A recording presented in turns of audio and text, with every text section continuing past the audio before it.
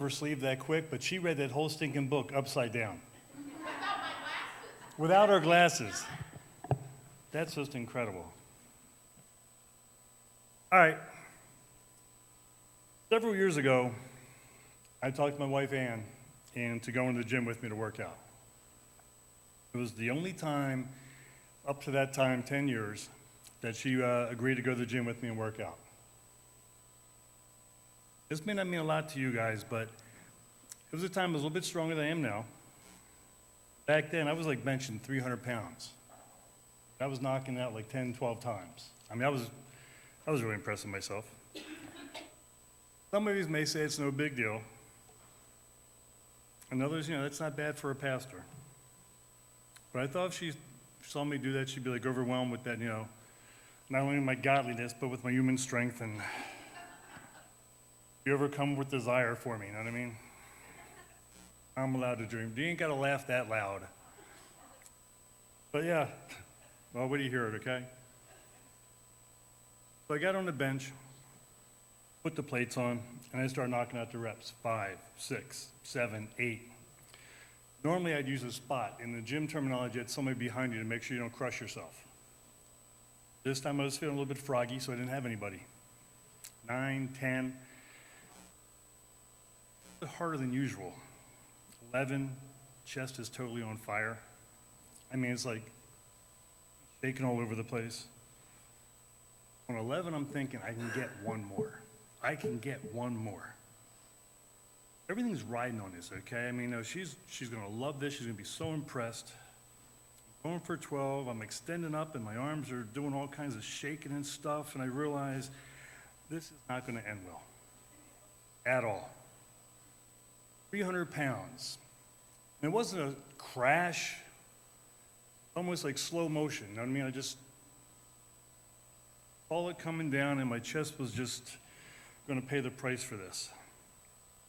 I'm panicking now. She's going to make fun of me. I'm going to take a lot of heat for this. And I look over, and by some miracle of God, she's not even paying attention to me. She's in the mirror, checking the hair. I'm like, if I live through this, at least I won't have the humiliation. Weights are clamped on both sides, so I can't just dump them off real quick. My only option is to let it land on my chest, roll out from underneath of it. Try to save face here. I get it right down to about. He quits looking in the mirror. What are you doing? Think real fast. Do leg exercise. For advanced lifters, you wouldn't understand because you don't come that often. And I said, can you help me unlatch this stuff, please? And she unlatches it, and she did. And I went the rest of the day not having to face that. But it kind of got to me, and years later I actually told her what happened, and she laughs about it now.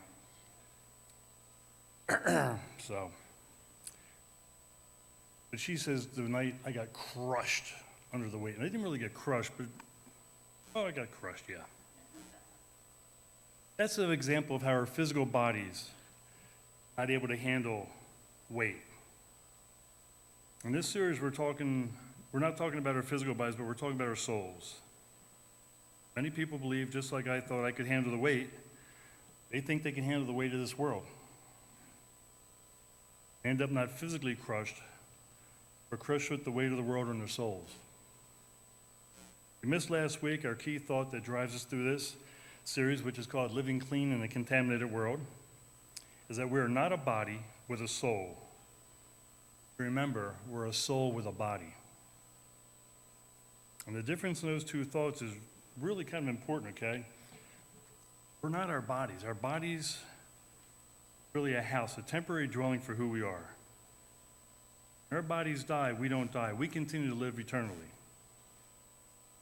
We talk a lot in this world, and I think rightly so, about taking good care of our bodies. We talk about detoxing our bodies.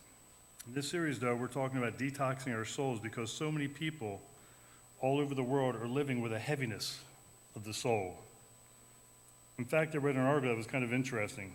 It said our generation has the highest percentage of people who deal with constant low-grade depression. Our generation has the highest percentage of people, they presume, of any generation that deals with low-grade depression. I'm not talking about deep clinical depression here, okay? It's a totally different sermon. I'm talking about people who just all the time constantly live with a heaviness of soul. The article said that for a lot of people, they can't even put a finger on it. Nothing really, really wrong. Nothing just right either. We're a generation of people who have so much to live with and so many great things, and yet there's a soul dissatisfaction. There's a longing for something more. There's a lack of hope. There's a lack of faith.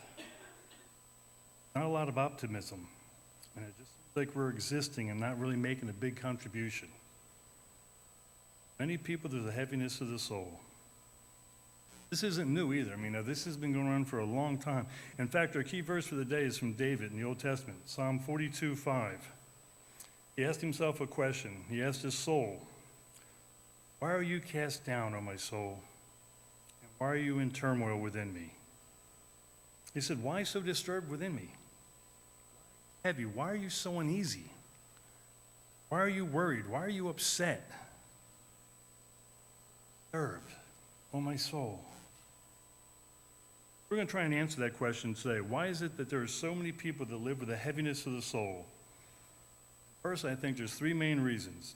If you're taking notes, and you should, here's what they are. So many people have heavy souls because of hurts from the past. We're heavy with hurts in the past. In fact, Jeremiah illustrated this well in Lamentations 3:19 and 20. As he reflected on the pain from the past, he said, "Remember my affliction and my wanderings, the wormwood and the gall. My soul continually remembers it, and it's bowed down within me. I remember my affliction and my wandering." Wormwood and the gall. Wormwood's like bitterness. We all remember them. As he looked back to those painful memories, what did he say? "And my soul is bowed down within me." And I'm guessing there's a lot of you, there's a present heaviness based on a past hurt. Some friend lied to you or let you down, or your spouse betrayed you, you lost a job and you felt it was unfair. Maybe somebody in ministry let you down. Or you had an opportunity, you didn't take advantage of it and you regret it. Or you said something you shouldn't have said, or somebody did something to you that you wish they hadn't done. You got a present heaviness based on a past hurt. I don't want to embarrass anybody, but I'm going to push you guys a little bit here today to really be transparent before God, because I believe God wants to do a healing work in us. How many would say, yeah, there is. Sometimes I do have a heaviness of the soul because of something in the past? Think about that. There's another reason I believe that we have a heaviness of the soul. Heavy with trouble in the present. Something going on right now. Job described it well in chapter 4 and verse 5. He said, "But now it has come to you, and you are impatient. It touches you, and you are dismayed." But now, not in the past, not in the future, he said now. Trouble comes to you. I think some of you can relate to that. Because of the current trouble, you are discouraged. Touches you, and you're dismayed. There may be many of us right now that there's something going on and you're thinking, I didn't see this coming. This wasn't in my 5-year plan. Like this, I didn't plan for this. A lot of people, there's just kind of a constant dissatisfaction. I thought when I was this age and doing this with my life, I'd have more meaning. Or I'd be in a better relationship. I didn't think there was going to be this much trouble. The heaviness. There's something going on right now. Again, pushing for transparency. Really be honest. How many of us have something in our life that's going on right now that's causing some heaviness? A burden, a concern.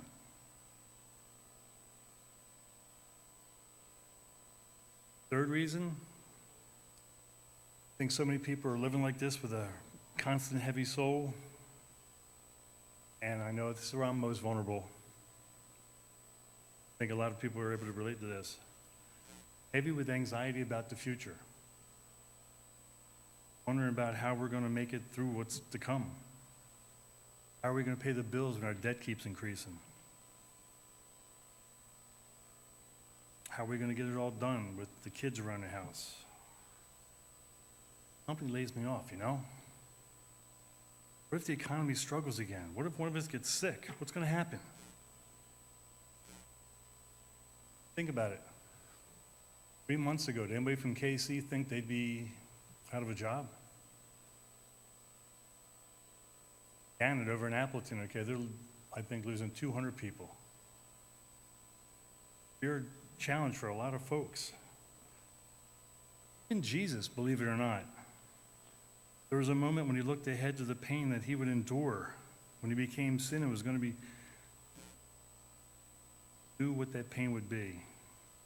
God in the flesh, he knew that God was going to kind of turn away. He cried out, my God, where are you?" And in anguish of his soul, he cried out to God, Mark 14, 33 and 34. "And he took with him Peter and James and John, and began to be greatly distressed and troubled. And he said to them, My soul is very sorrowful, even to death. Remain here and watch." Rest, troubled. What do you say? Not my mind, not my body. Soul is very sorrowful to the point of death. Some of you might say, as I look back to the past, or I look in the moment of present, or I think ahead of what could happen, there's trouble all around. So I just live with an ongoing heaviness of soul. Nothing really, really wrong. Nothing's just right either. Sometimes I'm just constantly uneasy. There's a heaviness of the soul. So many people think that's just the way life is. You have to live with the heaviness of soul. Years ago, I was wrestling in Newport News, Virginia, against the team that was the beloved Andersons in that area. I got thrown out of the ring. I'll tell you the version I like to tell people, okay? I got dumped out of the ring. Don't laugh, this is tough. I got thrown out of the ring, and this guy's about 6'8", about 395 pounds of nothing but chiseled muscle. Picks up the chair and whacks me in the back of the head. I can't lie to you guys. She was maybe 4'11". If she had to be on the downside of 85, okay? I mean, she was pushing it. In wrestling, if you take a chair, demonstrate, come here, Mark. No, I'm just kidding. You hit him with the flat part of the chair, it's more area, it's less pain. As I said, this was a little lady, she was very old, and she couldn't do it. So she took this metal chair and golf clubbed it.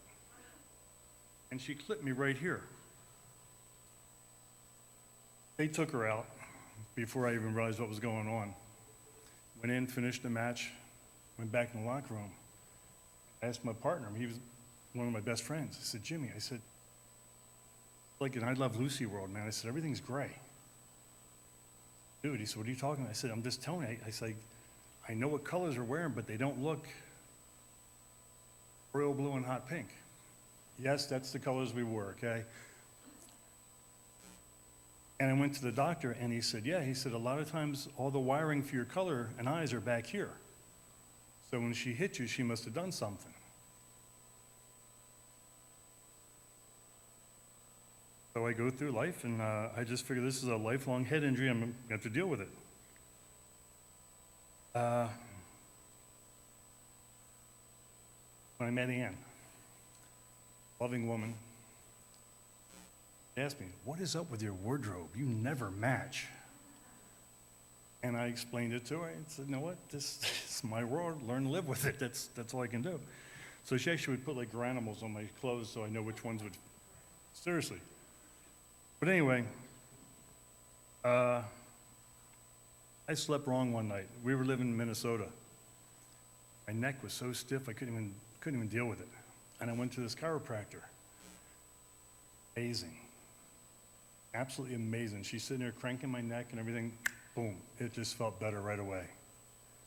She made a note about something colorful in the office. I said, I'm sorry, I can't tell. Colorblind? I said, yeah. She said, since birth? I said, no. So I told her the story about the 6'6" guy with the chair. And she just kind of looked at me, so she knew I was lying. And I didn't know this. She said, there's plates in your head. Did you guys know that? Plates. And she said, not many chiropractors work with that. Said, I can get you some color back, I'm sure. Look, lady, I said, it's been like 20 years like this. It's not going to change, okay? I've gotten used to living. She said, let me just try. I said, all right. I had this little thumper thing, which was really cool. And she, boom, and manipulate. Back 3 weeks. Once a week for 3 weeks. And she popped me once. And it was like having a picture taken. I could not see everything. I went home, and I picked up that big one right there. Very first time I ever saw how blue her eyes were. I went back and I told the doc, I said, you know what? I said, whatever you want or need for the rest of your life, just call me. You know what? I'm not sure if we'll get any more back, but you got some, right? I said, yeah. So I saw my daughter's blue eyes for the very first time. And it was so cool. Then we moved, and I have not found a chiropractor since that will work that stuff. So I'm not sure if it's cutting edge or new age or whatnot, but by golly, I thought it was so cool. Really did. Now, like I said, I still struggle with some colors, but at least I can see her eyes, and that's really cool. Anyway, I say all this because you don't have to live that way. You may think it's always going to be this way, and I believe God would say to you, you don't have to live with that constant pain. You don't have to live with the heaviness of the soul. Hey, look, let's go back to look at the verse that David said, okay? Why are you cast down, O my soul? Why so disturbed within me? And then he started to preach to his soul. He started to talk to his soul, and he said, hope in God. Basically, quit your whining. Stop being a baby. Put your hope in God. For I shall again praise him, my salvation. Basically, what I want to do is encourage you guys, preach to your soul. Some of you really need to become good preachers. Preach to your soul. I'm going to preach so good that your soul is going to take an offering up for you.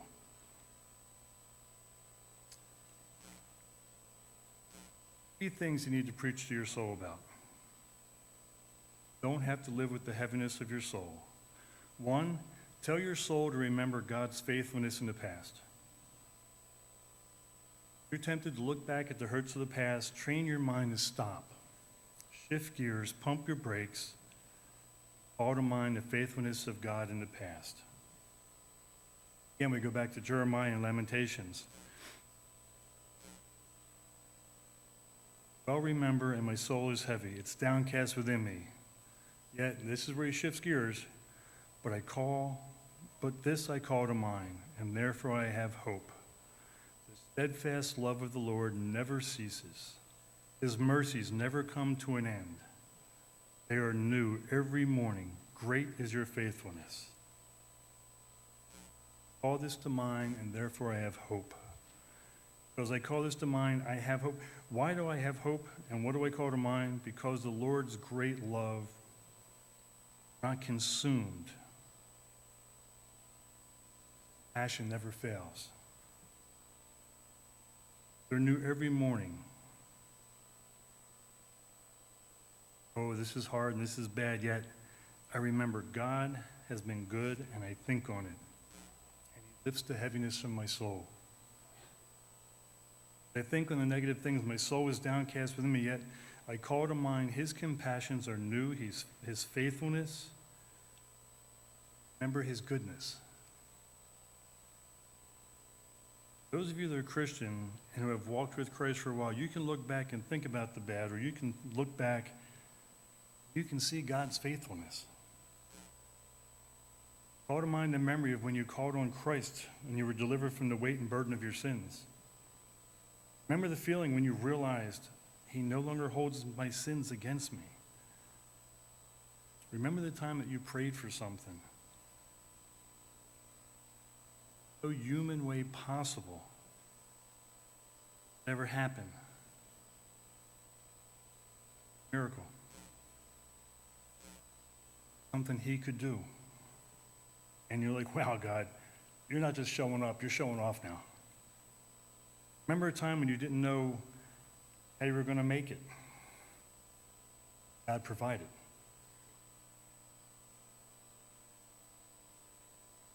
Sit there and go, this is so God. All the glory. Remember the time when you were reading the Bible and you were down and you just came across a verse and you were like, oh man, that's like me. That was written just for me. Remember you're going through something and a song on the radio just touches your soul. You know it's from God. Remember a time when you came to church and it was like there was nobody else there but you and God. Every word fed your soul. Remember God's faithfulness. I remember when I got out of wrestling.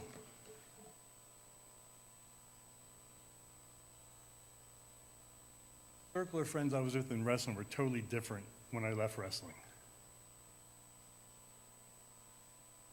And I prayed for a wife. When I first started wrestling, I was talking to a young lady in the business. And she wrestled with Steve Storm. She said, Steve, you seem like a real nice guy. Don't ever get married while you're wrestling. And it sounded kind of odd to me, but then you talk to her, and she was working on number 4 at the time. And I think when Sherry died, she had 7. Wasn't a lifestyle conducive to marriage. I can remember walking in church. Church was kind of set up like this. I sat right there in the 3rd row. This young lady came over and sat over here in the 3rd row. I love that pastor. I have no idea what he said that day. I sat there and could not take my eyes off this lady. Not a bad thing, except I was actually there with a date. We walked out in the parking lot, and I told this young lady, I said, I'm sorry, I said, it's not going to work out. What are you talking about? We just came out. I said, look, I'm sorry, it's just not going to work out. I had no idea what her name was. I had no idea if she was married, if she was blind, nothing.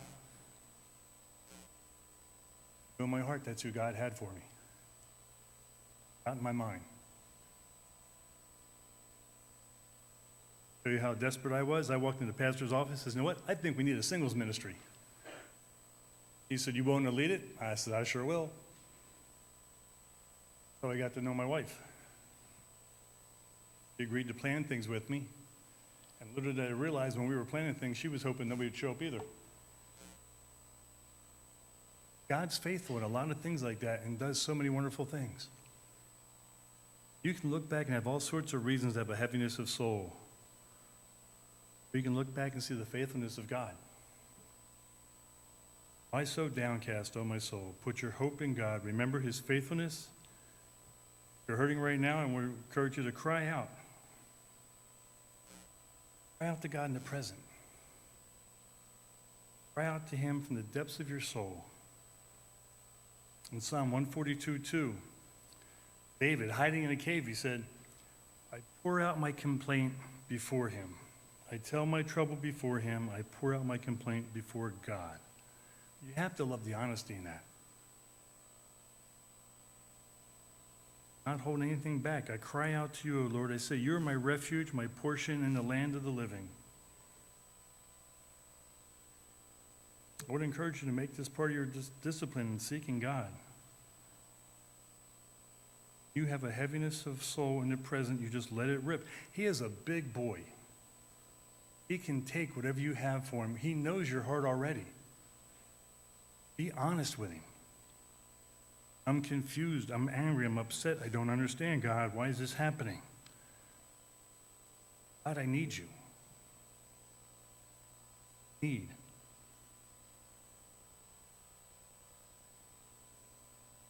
1 Peter 5:7, casting all your anxieties on him because he cares for you. Cast your anxieties on him. Why? Because he cares for you.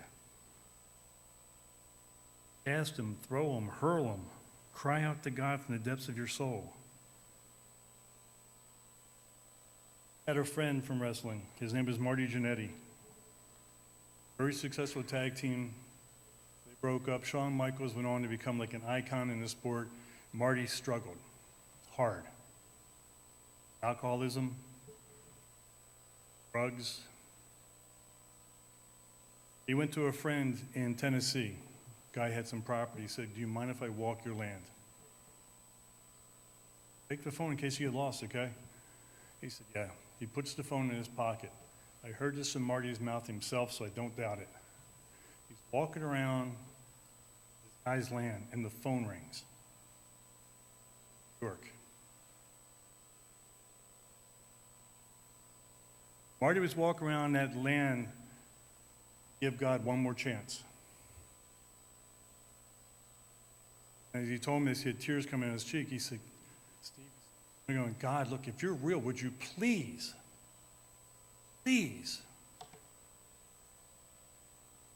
But he walked for about an hour, no lightning bolt, talking butterfly, nothing. So I walked back to that house with every intention of killing myself that night.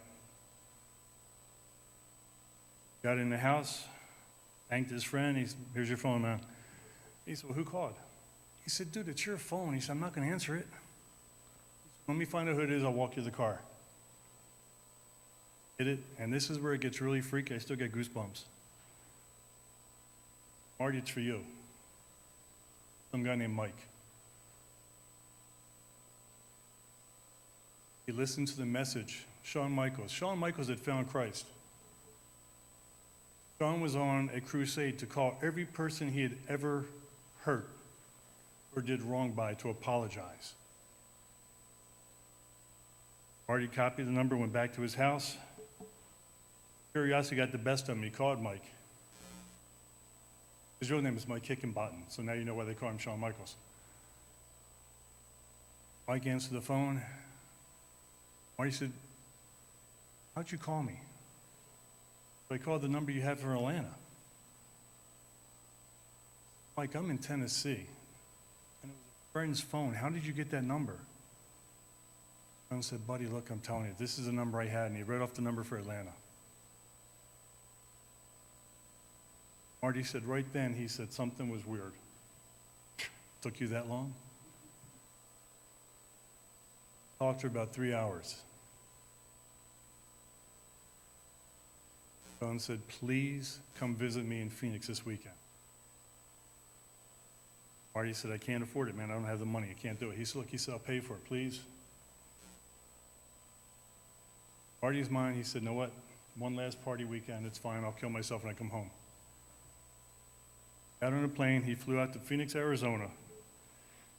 He sat poolside with Shawn Michaels and another wrestler by the name of Sting. His own name is Steve Borden. They sat there and they witnessed the Marty Jannetty till the sun come up. Sun came up.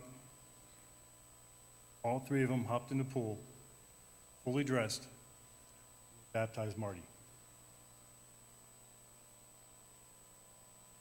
You tell me God can't do some really strange things. And again, if Marty had just told me that, you know what, maybe it's a little exaggeration. Shawn Michaels tells you the exact same story. running into Stevie Borden by accident one day, and you talk about that weekend in Phoenix, and he wells up with tears. God is amazing.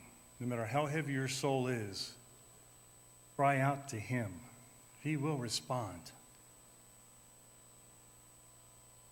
This makes me feel better to talk about, okay? You cry out to God from the depths of your soul. You want to put your hope in God. God, here's how I feel. I don't understand. Cry out. Loves you. Put your hope in God. You don't have to live with the heaviness of your soul. Look back and you can see his faithfulness, and in the present you can call on God's power for the future. Trust that he is the Alpha and the Omega, the beginning and the end, the first and the last. Already in tomorrow, you can trust him with your future. 2 Corinthians 32 verses 7 and 8. Hezekiah, the king of Judah, says, "Be strong and courageous." Telling God's people, do not be afraid or discouraged because of the king of Assyria and the vast army with him. They were afraid. They were up against an army they thought they could not beat. Future battle they're going to have to fight. It says, "For there is a greater power with us than with them. With him is only the army of flesh." In fact, they just have what they have. But with us is the Lord our God to help us and to fight our battles. In other words, they just don't have what we have. We have what God has. We have what God has. If you're a Christian, you have the same spirit that raised Christ from the dead dwelling inside you. Trust God's power for your future.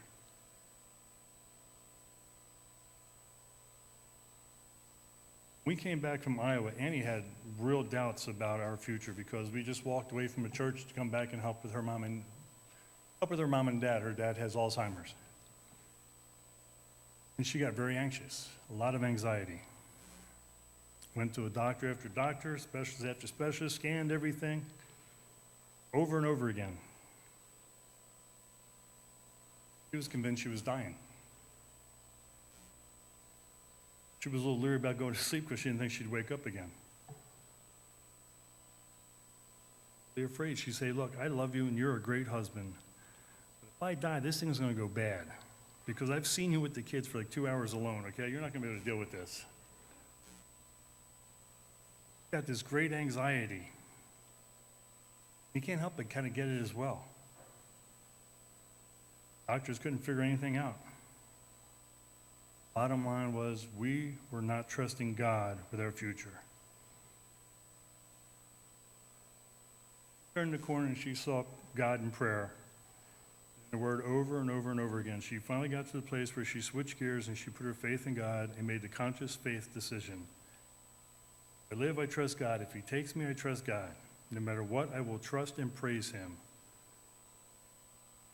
All changed.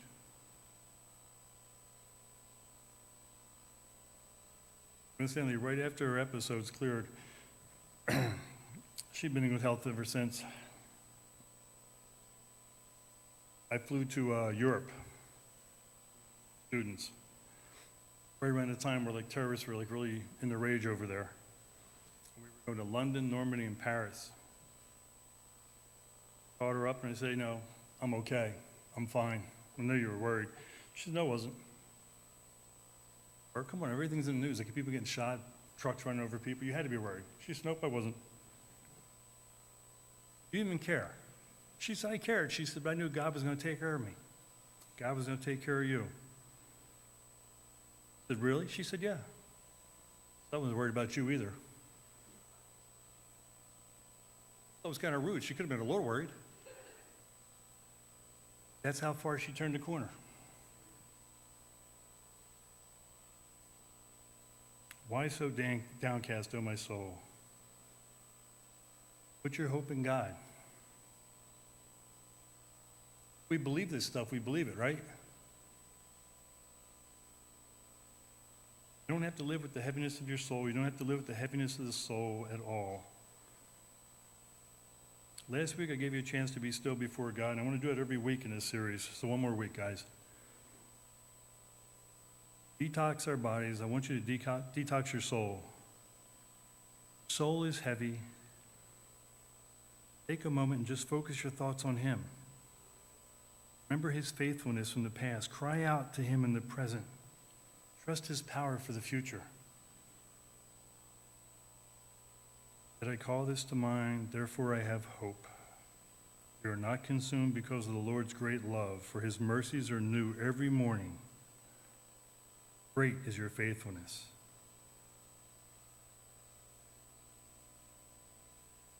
Second, put your hope in God.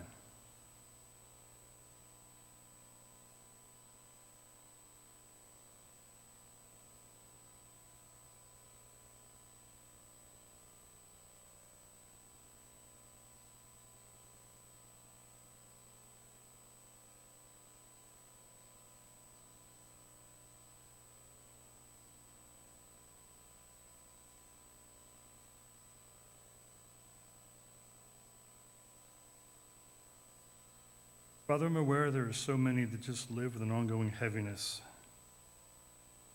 Pray that today in your presence that your Holy Spirit would do a supernatural miracle in our souls.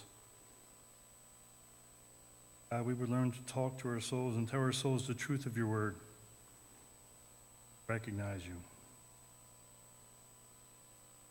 As you didn't create us to live with a heaviness. We can come to Jesus just as we are. He'll give us rest for our souls. Give us peace. Put our hope in you.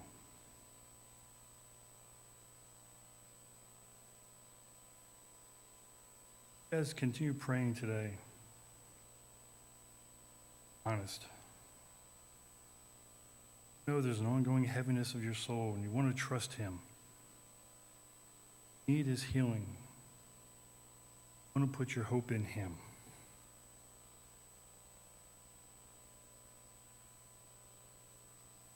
God, give us the strength to admit that. Help us, Lord, to turn to you. Really put our trust in you, Lord, not just be something we say, but help us live our life that way.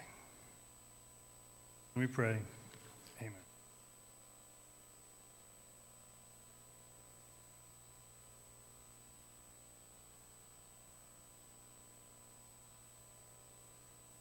You stand, please, as we send you singing Amazing Love. Oh, we're not going to do that. We're going to do communion first.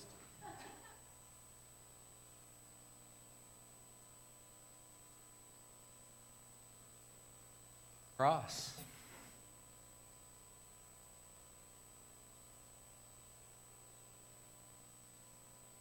Okay.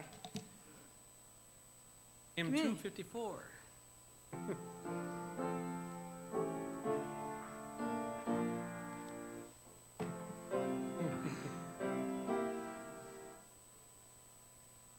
Jesus, keep me near the cross, there a precious fountain, free to all a healing stream, flows from Calvary's mountain.